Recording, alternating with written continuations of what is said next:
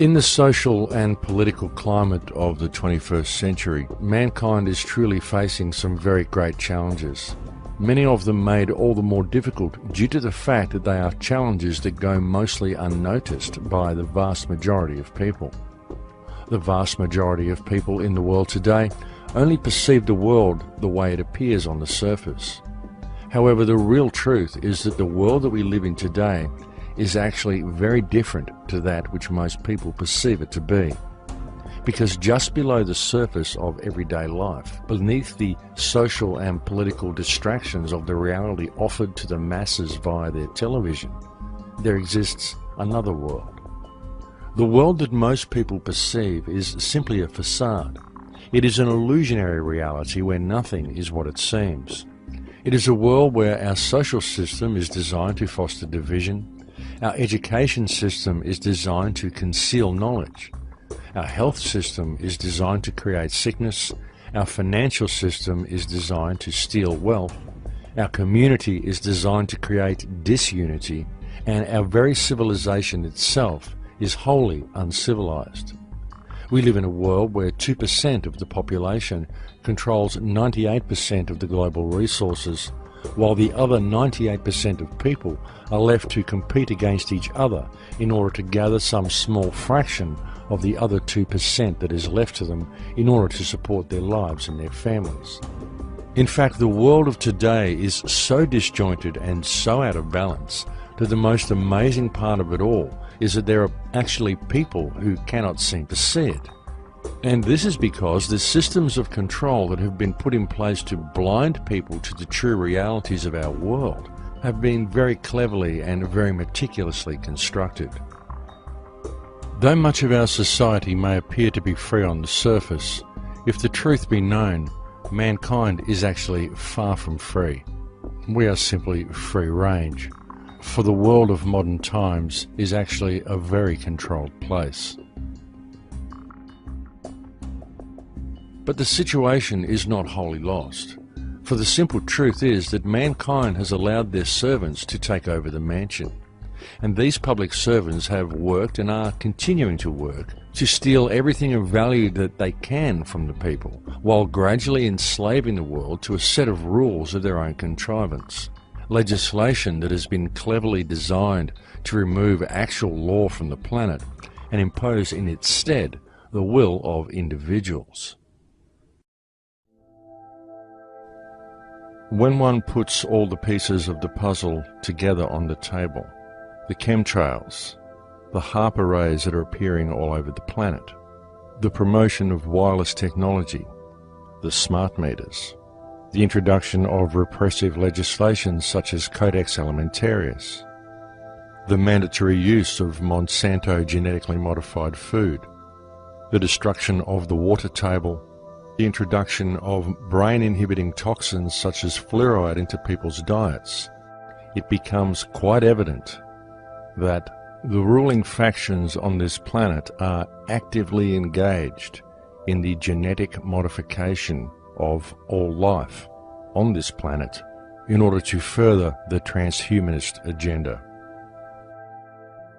It is being done quite deliberately and quite purposefully, and it is being done with neither the knowledge nor the consent of the vast majority of mankind. And all the evidence needed to support this conclusion is right before your eyes, if people would simply take the time to look.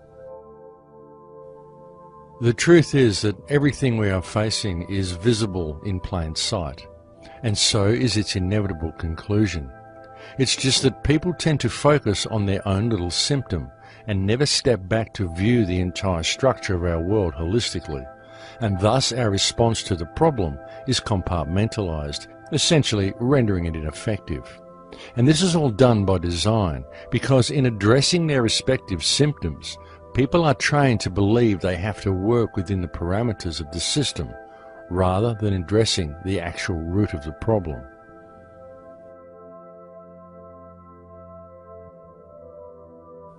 Every single government that exists anywhere in the world today is currently operating in breach of the trust that has been granted to it by the people of their nation.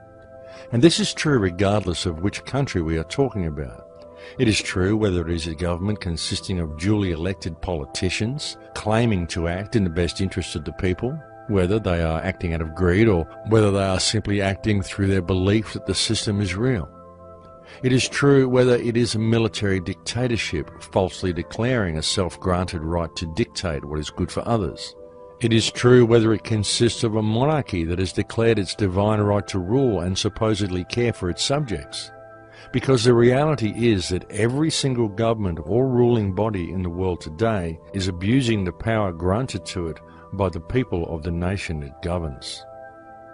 Exhibit A, the Earth.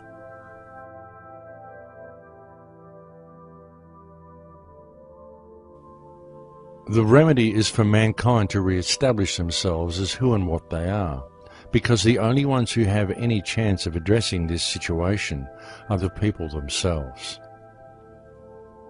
The first thing to be done is for people to notice their surroundings and to realize that very simple alternatives to the wantonly destructive direction of our current system exist right now.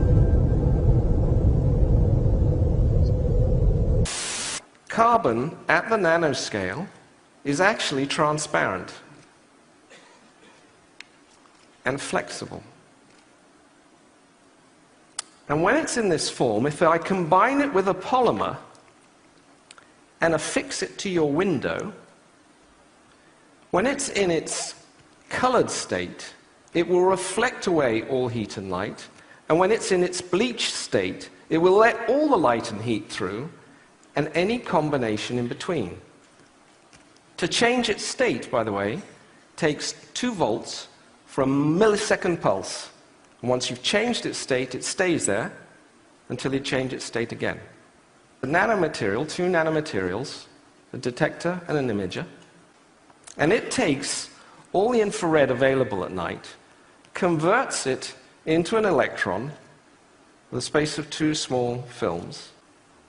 This is taking infrared radiation, wavelength, converting it into an electron. What if we combined it with this? Suddenly, you've converted energy into an electron on a plastic surface that you can stick on your window. But because it's flexible, it can be on any surface whatsoever. The power plant of tomorrow is no power plant. I can generate energy cleanly, efficiently, and cheaply right where I am. It's my energy. And if I don't need it, I can convert it back up on the window to energy, light, and beam it, line of sight, to your place. And for that, I do not need an electric grid between us. The grid of tomorrow is no grid. And energy, clean, efficient energy, will one day be free.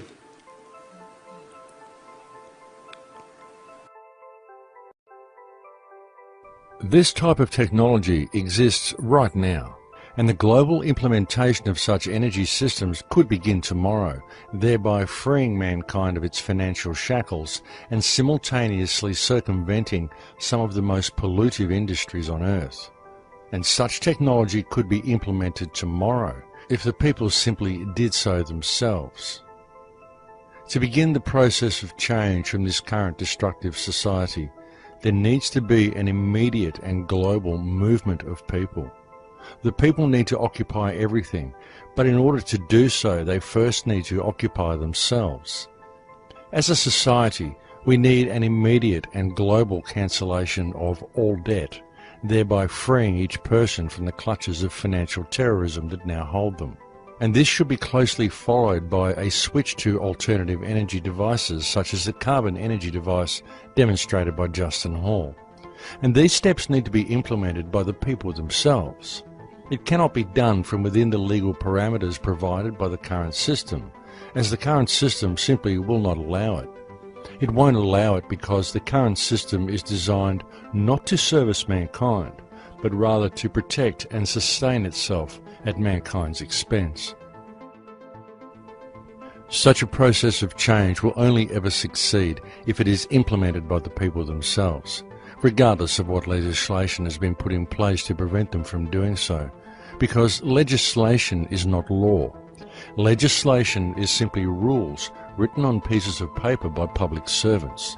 Rules designed to eradicate actual law from existence and to impose the will of a ruling cartel in its place, to then impose itself upon mankind's very genetic and biological structure to serve a transhumanist agenda designed to enslave the entire human race, while all the wealth of this earth is stolen from them.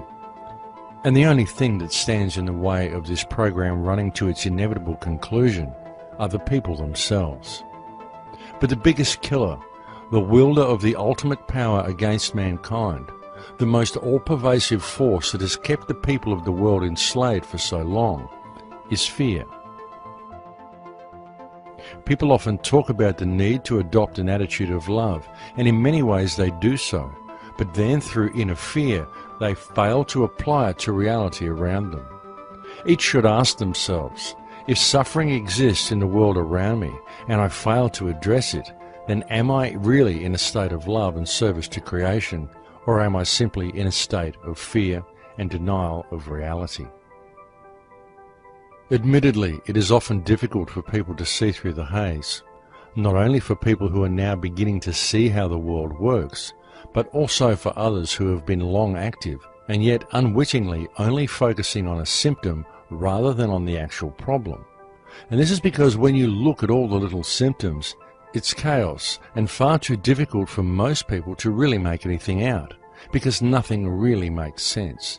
It's just a barrage of information and of disinformation. It doesn't begin to make any real sense until you begin to look at things holistically, and then it all falls neatly into place. Though often, even when the real problem is clearly seen, most people simply point the finger and fail to see the actual solution. It is time for each person on this planet to remember who and what you are, and to never lose focus of the fact that government was created by mankind in order to service mankind's needs, not the other way around.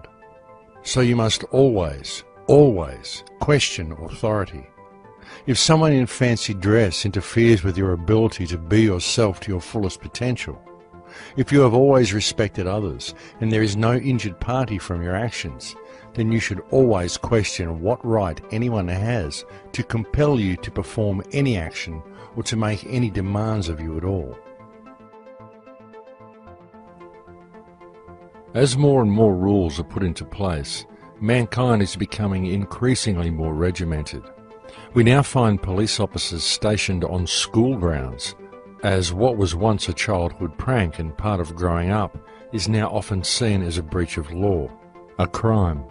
Self-expression is frowned upon unless it is carried out under strict supervision. And at the rate our regulatory bodies are going, eventually society will no longer tolerate any individuality at all. Eventually it will be illegal to even think outside of the box. Essentially, illegal to be truly human. The truth of the matter is that the people of this world are, even now, living in a very low-security open-air prison. And the only ones who can implement the positive change required to escape it and to pave the way for a free humanity are the people themselves. The solution has been there all along, for the solution lies with the people. It is always laid with the people. And all that is really required for mankind to escape from the prison that enslaves us is for people to realize the truth of the invisible bars that surround their minds, and to realize that the bars are only there due to people's belief that the system is real. The only reason you have to pay land rates, pay taxes, succumb to the will of greedy corporations, and adhere to legislation created by corrupt government bodies and designed to remove your liberties. The only reason all the modern world finds itself in a position where it is virtually enslaved by public servants is because you live in a divided society, and to people's failure to build common unity within their community, to get to know their neighbours, to support each other and to see each other as valid. People have been taught to judge others by their differences, to play the blame game, to point the finger at another and to voice their anger for their hardships and feel that they have achieved something, when by doing so they are simply perpetuating the division and effectively missing the actual problem altogether. Our leaders have replaced true and natural law with a set of rules of their own contrivance, and these rules have served to rob mankind of our earth and of our heritage. And we the people, the 99%, are truly the only ones who have the power to effect positive change. An alternative way of doing things, a system that empowers and frees the populace, will never be implemented via the means of the system that currently enslaves them. There is no legal remedy, no remedy in politics, no remedy in government. There can and will only ever be remedy found in natural law and in a population willing to honour it. And so now, more than ever, it is time for mankind to act and to clearly understand who we are. The most important thing we can do in the present moment is to realise that we each have the ability to peacefully but firmly stand to stop the further destruction of our water table and to prevent the rest of the transhumanist infrastructure from being put into place. And most importantly, to connect with our community and to lead by example in all that we do. And together we can easily reclaim our heritage and our birthright. But it will not be done while there is judgment or accomplished through violent revolution. Nor are they needed, because all it would take is mutual respect and a united act of non-compliance to a fictional system that enslaves the minds of almost all who inhabit this world due to people's belief that the system is real. Civil disobedience is not something outside the realm of democracy. Democracy requires civil disobedience. Without civil disobedience, democracy does not exist. You see, the solution lies with each of us. It lies with me and it lies with you. And it lies in a simple choice between love and fear. Indeed, the path to remedy, the path to positive change, the path to alter the direction the ship of state is now sailing is right at our feet. All that is required is to take the first step. In Lakesh.